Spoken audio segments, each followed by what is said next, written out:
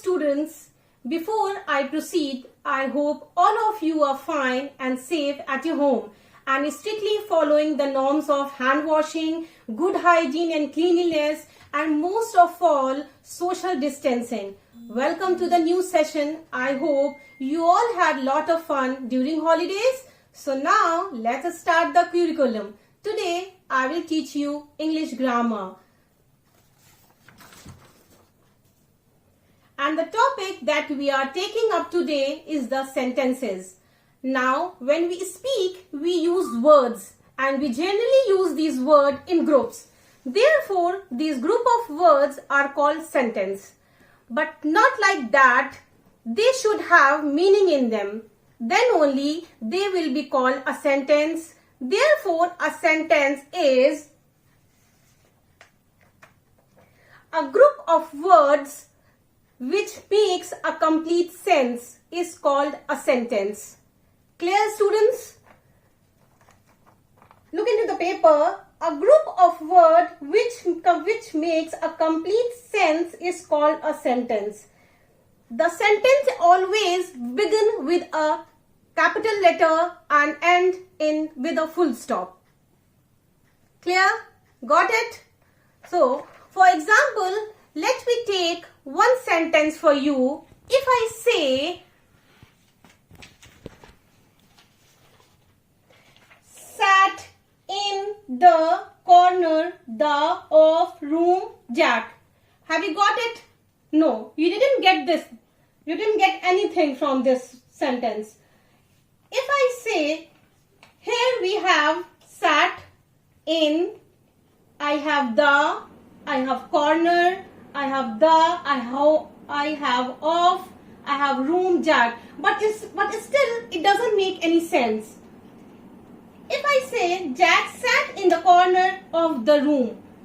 If you read this sentence, it makes a complete sense.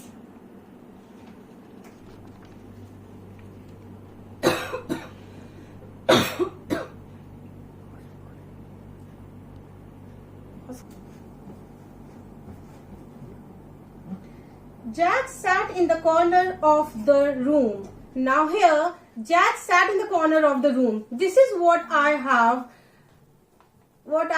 Simply rearrange the jumble of the words. Now, these group of words make sense. Now, because of making sense, this could be called a sentence. But they cannot call the first example as sat in the corner of room Jack. Jack. It is not making any sense. Moreover, the words not at the right place. There should be. So we only called the sentence or a group of sentence when it makes sense. Now take some more examples. I have taken some example over here, like Ron is playing football. What Ron is doing? Ron is playing football. It makes sense. If you are reading this sentence, you have got the point that Ron is playing football. So, the children are playing. What the children are doing? Children are playing. The children are playing. Then the next sentence is, the sun rises in the east. Fourth one is, Sam loves ice cream.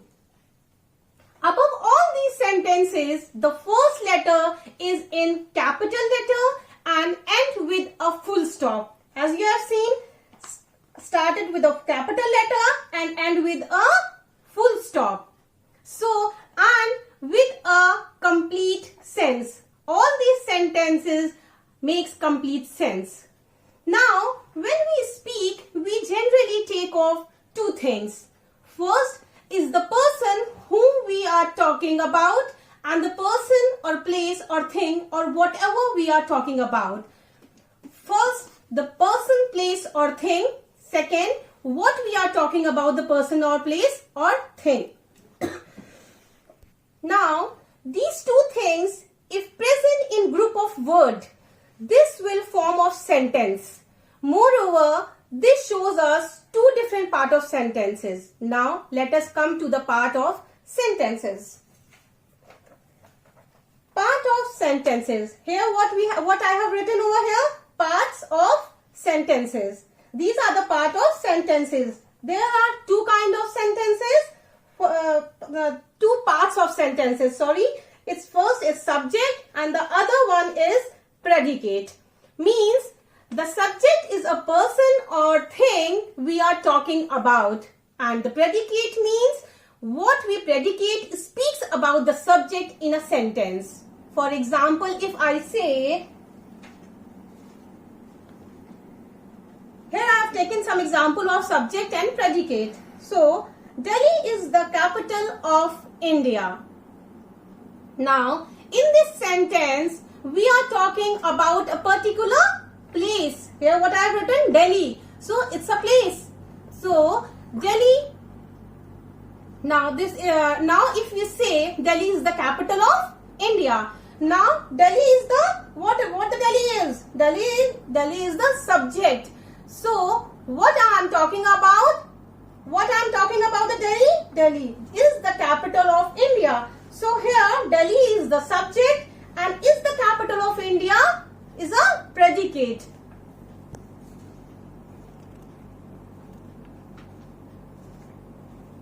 Now, before we start the next thing, let us take few examples taken by us. Means the second example I have taken is Edison invented phonograph. Now here I have taken two other examples here. First of all, we have to identify what the subject is. And if we are able to identify the subject, we can say what is predicate. So here, Edison, the scientist, is my subject.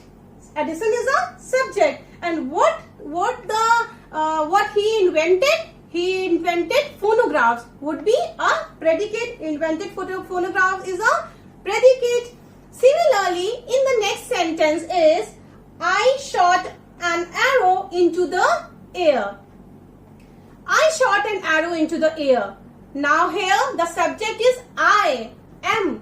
Means now here the subject is I am. I am talking about myself. So I is a subject. I is a subject, and shot an arrow into the air means this one is a predicate. I hope this part is clear to you all. So here I have to identify subject and predicate, and if you are able to differentiate between subject and predicate, and if you separate these two, you will be able to do many other grammar topics as well with the help of these two. To proceed further, do one exercise where we separate subject and predicate. Let's see and do this exercise. So here we have sentences. Let's separate subject and predicate from here. If you are able to do it, that means your concept is clear to you. The first sentence I have taken over here. We cannot pump the ocean dry.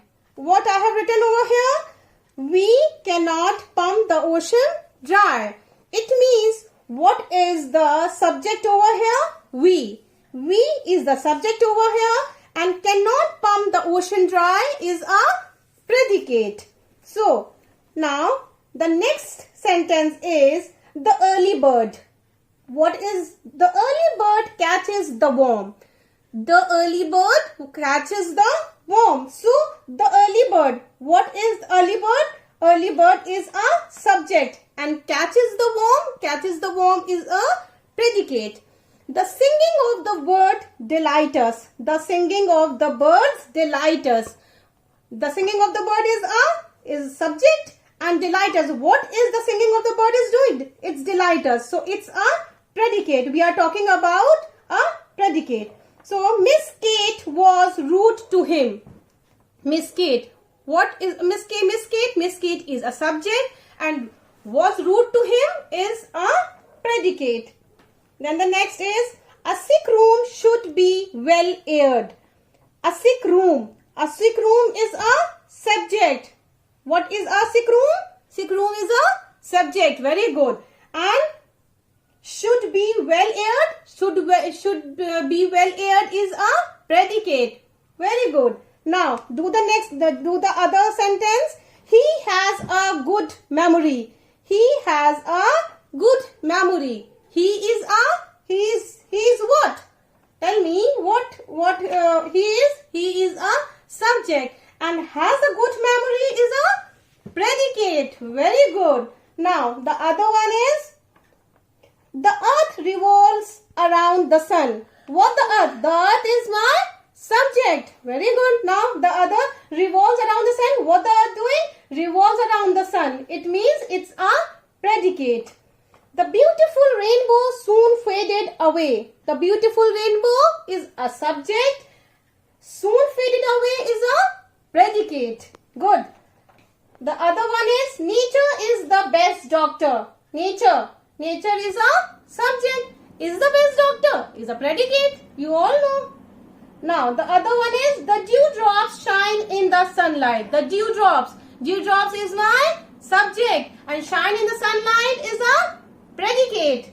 Well done. So we have done this exercise, and I hope you all have got the point, and your subject and predicate is clear to you all. So now do the exercise. Now just do this exercise one more time at your home, and I think you all have got this video. Got this. Perfect. I hope you all liked this video and found it helpful. Goodbye.